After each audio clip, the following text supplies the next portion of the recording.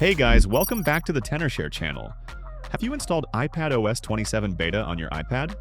While the new beta introduces exciting features, improved productivity tools, and a refreshed user experience, beta software isn't always stable. Some users have reported issues such as overheating, app crashes, performance degradation, or incompatibility with commonly used apps. If you're experiencing any of these issues, you may want to remove iPadOS 27 beta and return to a stable public version. In today's video, I'll show you how to uninstall iPadOS 27 beta and downgrade your iPad safely without losing your important data. Before getting started, it's highly recommended that you create a backup of your iPad. This is important because downgrading from a beta version requires erasing the device, and a backup gives you the best chance of restoring your personal data afterward. Let's begin with Apple's official method. Connect your iPad to your computer using a USB cable. If prompted, tap Trust this computer and enter your passcode.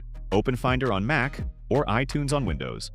Select your iPad and click Backup Now. Wait for the backup process to finish completely. Once the backup is complete, you'll need to put your iPad into recovery mode.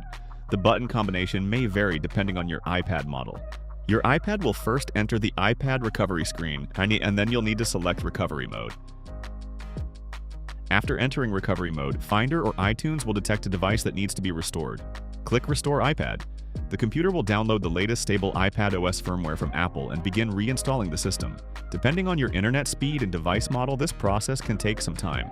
After the downgrade is complete, your iPad will be running the stable public version of iPadOS again. However, there's still one more step. Since backups created on a newer beta version are not always directly compatible with an older iPadOS version, you may need to manually modify the backup files before restoring your data. Find the Info.plist file inside the backup folder. Open it with Notepad. Press Ctrl and F and search for product version. You'll see the iPadOS version recorded in the backup. Change this value to match the iPadOS version you've downgraded to. Then save the file and close it. After that, return to iTunes or Finder and restore the backup to your iPad. As you can see, Apple's official downgrade method works, but it involves multiple steps, including backing up data, entering recovery mode, restoring firmware, editing backup files, and finally restoring your data. For many users, the process can be time-consuming and a bit overwhelming. If you're looking for a simpler solution, ReiBoot makes the entire process much easier. With ReiBoot, you can complete the backup, downgrade, and data restoration workflow in one streamlined process without manually entering recovery mode or dealing with complicated restore procedures. Launch ReiBoot and connect your iPad to your computer. Select Data Backup/Restore to create a complete backup of your iPad data. Once the backup is complete, return to the main page and select iOS Upgrade/Downgrade. Then choose Downgrade. ReiBoot will automatically detect available firmware versions that Apple is currently signing. Select the version you want to install and click Download. Once the firmware has been downloaded, click Initiating Downgrade. ReiBoot will automatically remove iPadOS 27 beta and install the stable iPadOS version for you.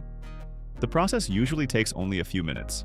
After the downgrade is completed, you can easily restore your backed up data and get your iPad back to normal without going through the more complicated manual recovery process. For users who want the easiest and most reliable way to remove iPadOS 27 beta, ReiBoot can save a lot of time and reduce the risk of errors during the downgrade process.